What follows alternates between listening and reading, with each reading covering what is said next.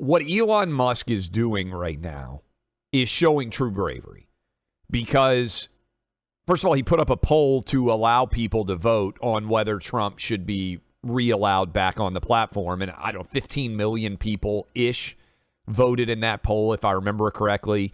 And 52% voted yes, 48% voted no.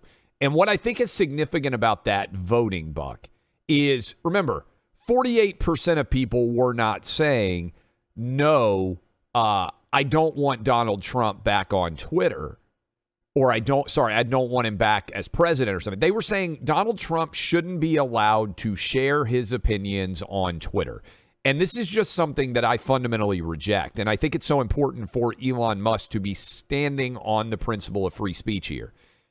I'm not sure that Trump being back on Twitter, if he decides to reclaim his account, is going to be beneficial to him at all.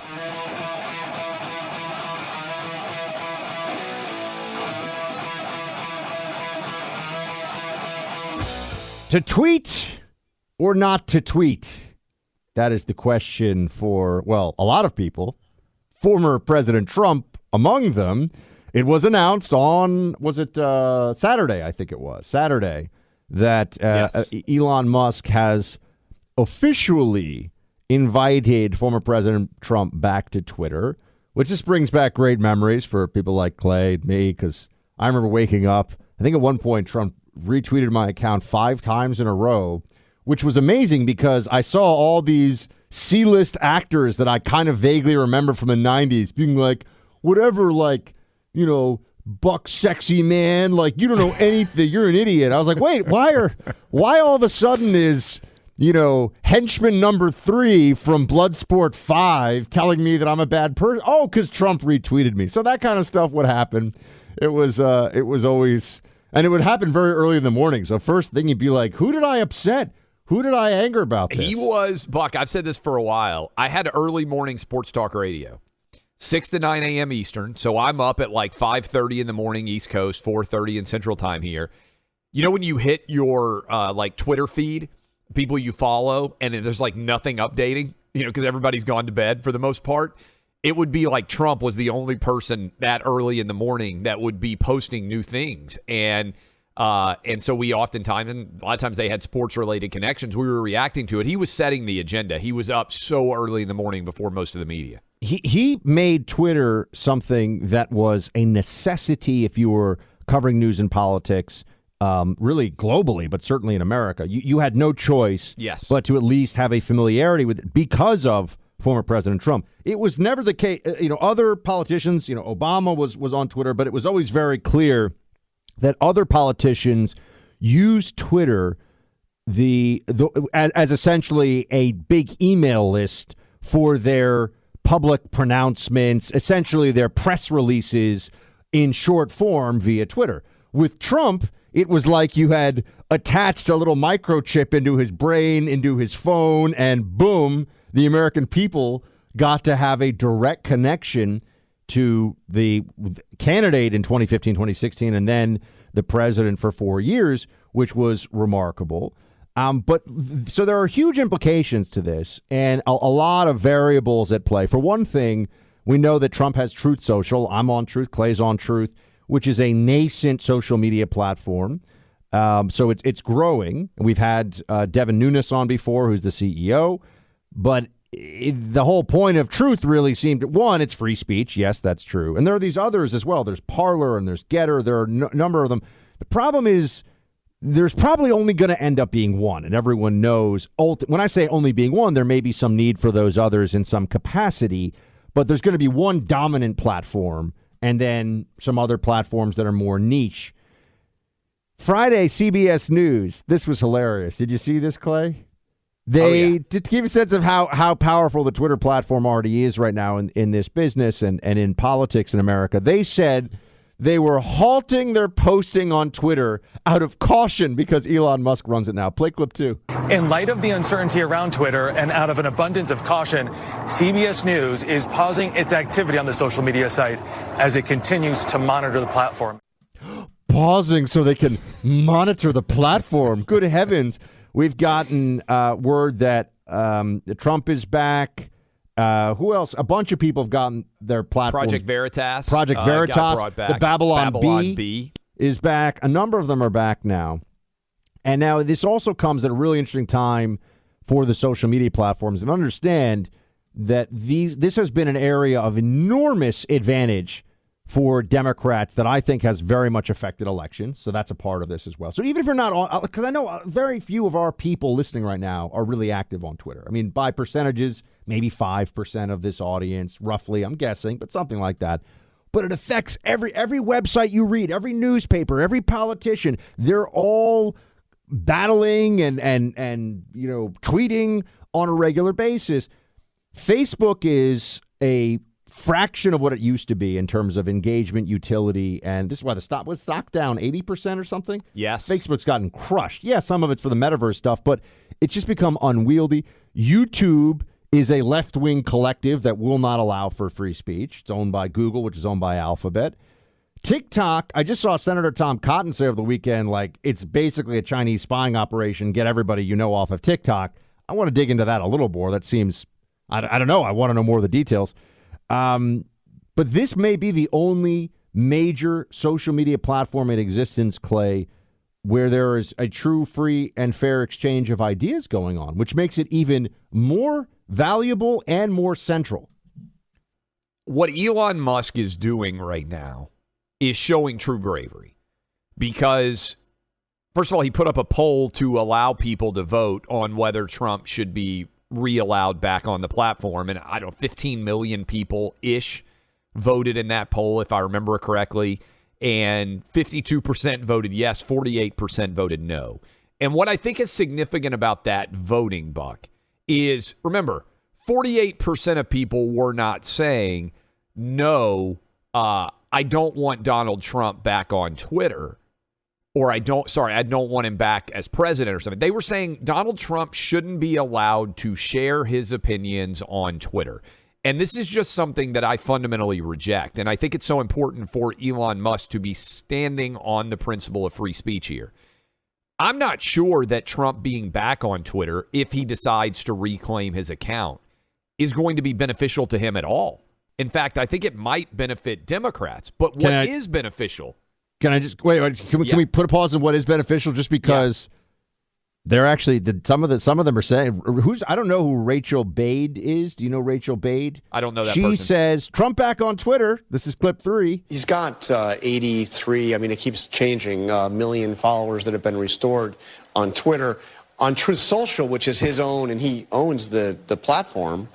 He's got a fraction of that. I mean, and he truths or whatever they call it, and nobody hears it. That's exactly why I think a lot of people expect him back on Twitter. He loves the attention, right? And talk about a gift to Democrats. I mean, I remember covering Paul Ryan, one of your previous guests, when Trump would tweet all the time from the White House, and we would chase Paul Ryan around the halls and us Republicans comment on this controversial comment that Trump just made, and they would spend all their days trying to dodge all these questions. But for Democrats, it's great.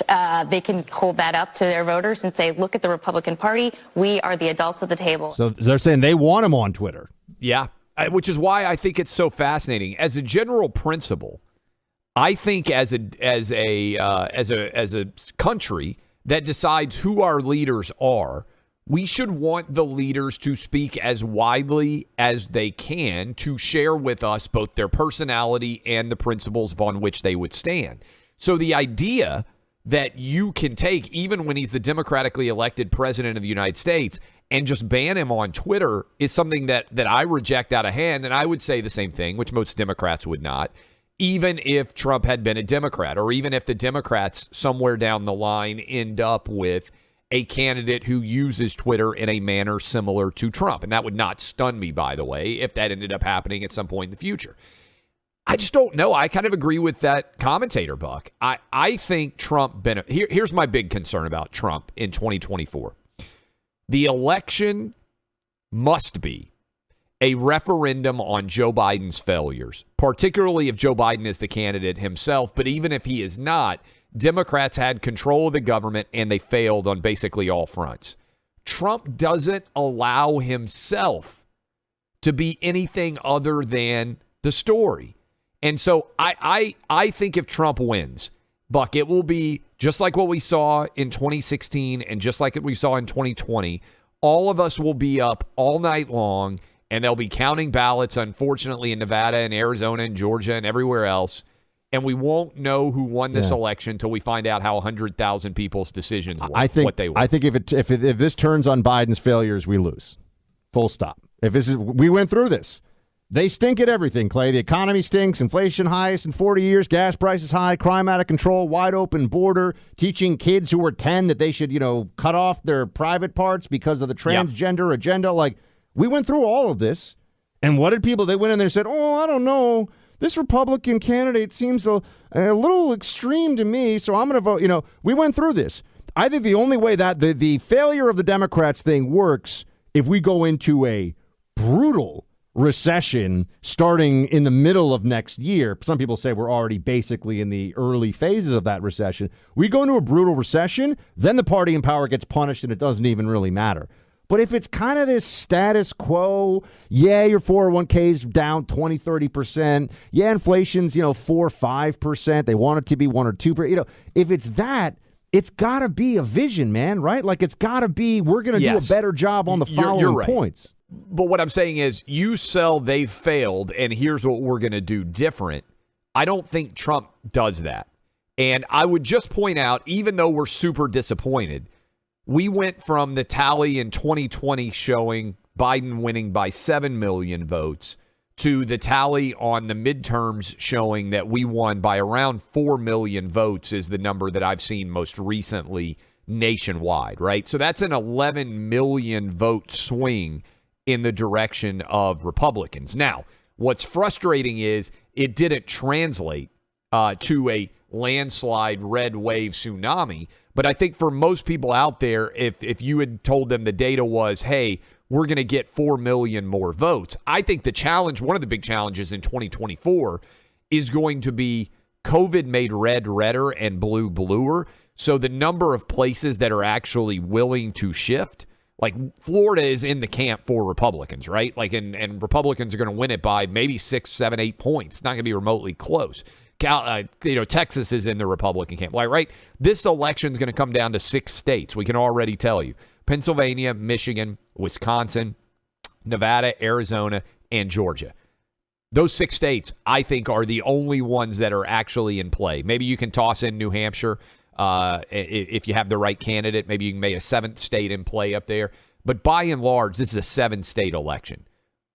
Who's the candidate that can win in 4 out of those 7 states? I think that's a question Republicans have to ask themselves. And as we all know, 2 months feels like an eternity in a political election cycle. So 2 years, who knows what's going to happen. That's the other problem. A lot of what we're talking about now. You say, for example, my whole premise about Biden running again is based on, he's healthy enough, meaning that he can kind of walk around and shuffle and do what if he can do what he currently does, he's running and he's going to be formidable because of the way the Democrats have built the system.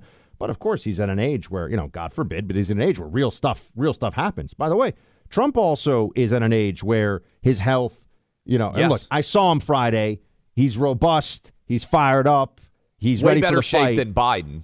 Right. He's in much better shape than Biden. But I'm just saying, look, we're talking about a couple of years out here, and a lot can change. And I just think that, one of the huge advantages the Democrats had is that the economy. Everyone I talk to says who knows the economy, right? I had dinner with a friend last night down here in Miami who knows macroeconomic cycles and has made a lot of money because he predicts them correctly. And he's like, next year is going to be brutal economically. Yes. Now, if that had happened in summer, fall of 2022, so I just think there's all these externalities or these additional factors that will come into it. Twitter, though, to get us back to the very beginnings of this. It's tough to know whether Trump on Twitter overall helps him, helps the Republicans, or helps the Democrats more on a net basis because it's a lot of ups and downs of it, right? Yes. When they're gleeful, when Democrats are gleeful about the prospect of constantly talking about Trump's tweets, that should be some kind of a sign. But by the same token, without that, they're able to set the narrative. This is the part that I think we forget. Without that, they were able to set the narrative a lot more going into this election because they just have so many more artillery pieces, so to speak, on the battlefield of information warfare than we do. So that, it's tough to gauge this, I think, in a lot of ways. I think it's going to be interesting to see. By the way, you think he goes on? Now, since you like predictions? I just think it's hard for him not to. I think so, too. Right? If you I think there's no way he can avoid it.